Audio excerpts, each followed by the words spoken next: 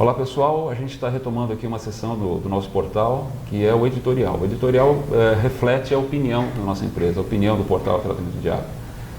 Hoje especificamente, dia 9 de janeiro, eu quero refletir a opinião não só minha, mas de muitos profissionais que trabalham, assim como nós, nesse setor de águas e efluentes e que às vezes não podem exprimir a sua opinião, como por exemplo os funcionários das concessionárias. Então é importante que o que eu vou dizer aqui para vocês reflete a minha opinião e a de muita gente que trabalha nesse setor. Eu queria falar com vocês sobre essa crise hídrica que nós estamos vivendo, não só na cidade de São Paulo, mas como na região metropolitana de São Paulo.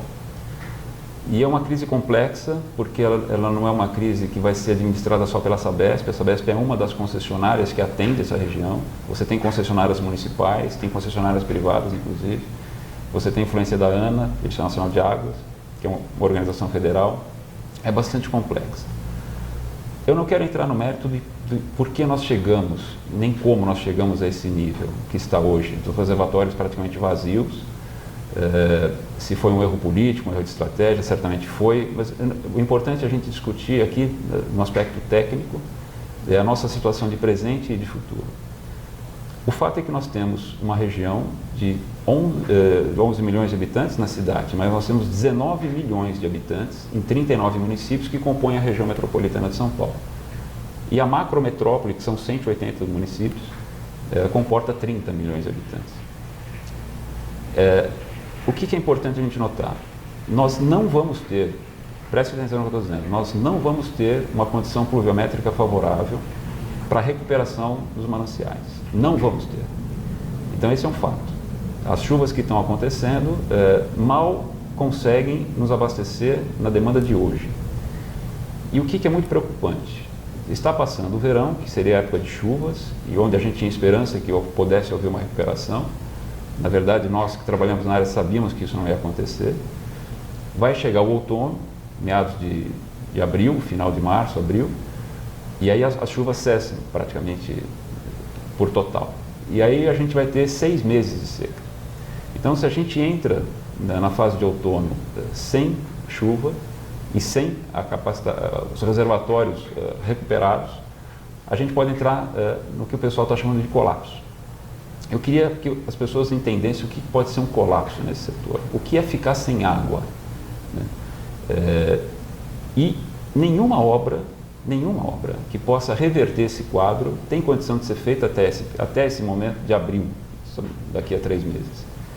Porque são obras complexas, importantes, que vão ser feitas. Por exemplo, uma obra significativa que é o novo sistema São Lourenço, que pode nos trazer, em final de plano, acho que 8 metros cúbicos por segundo. Ela não vai ficar pronta esse ano. Um reuso de efluente para fins potáveis, que é uma obra também complexa, que pode nos atender com uma obra de grande porte, 2 metros cúbicos por segundo. É pouco e é demorado para fazer. Então, o que nós podemos fazer nesse momento? Só existe uma solução a ser feita, que é um racionamento planejado, muito bem feito e grande, um racionamento que não é pequeno, não é como está sendo anunciado hoje no jornal, uma diminuição de pressão ou um corte pequeno de água. Se a gente tem uma demanda de 60 metros cúbicos por segundo na região metropolitana de São Paulo, vamos fazer uma conta. 60 metros cúbicos por segundo, se eu tenho saída de 60, eu teria que ter uma entrada de 60 e não estou tendo. Então eu tenho que ter uma saída, uma retirada dos reservatórios suficientemente pequena para que eu possa recompor os reservatórios. Minimamente para não ficar sem água nenhuma quando entrar no outono. Então, eu acho que as companhias de saneamento todas, o governo tem que vir a público e falar que o racionamento vai ter que ser muito mais radical do que se imagina. Para que a gente possa tentar recuperar os reservatórios, teríamos que baixar a demanda de 60 para algo como 10 ou 15 metros cúbicos por segundo. É mais ou menos dizer que a gente teria que ficar um dia com água e 4 ou 5 ou 6 sem água.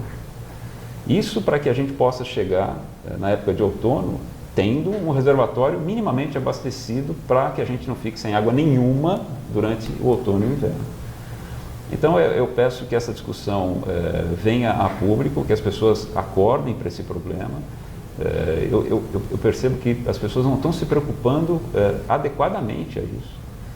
Agora vem o carnaval, as pessoas esquecem, Lógico que a água não vai faltar agora, porque está chovendo e está repondo, mas a situação que está se desenhando é muito, muito grave.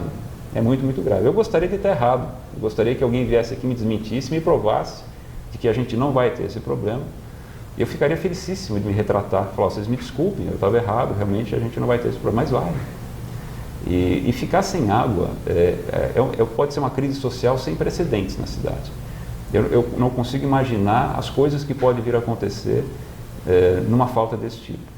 A gente teve um exemplo numa cidade pequena do interior de São Paulo, Itu, que tem 150 mil habitantes, onde teve uma situação que foi um pequeno exemplo do que pode acontecer aqui em São Paulo, principalmente. Caminhão-pipa andando pela cidade com escolta policial, saques, movimentos. Isso é muito grave. É muito grave. Eu espero que o governo, as prefeituras, enfim, todo mundo que está envolvido nessa problemática pense melhor, seja sincero. Parece que o novo presidente da Sabesp está tendo uma postura diferente de admitir esse problema, mas ainda não admitiu na dimensão exata que ele tem. Então, o nosso editorial, a nossa opinião aqui é a seguinte: hoje a gente está numa situação muito, muito grave e espero que as pessoas comecem a ver isso com mais seriedade. O colapso que o pessoal se refere pode ser uma crise social sem precedentes e eu não consigo imaginar até onde ela pode chegar. Pessoal, é uma pena a gente estar abordando esse assunto. Espero poder retomar assuntos menos dramáticos em outros editoriais. Muito obrigado.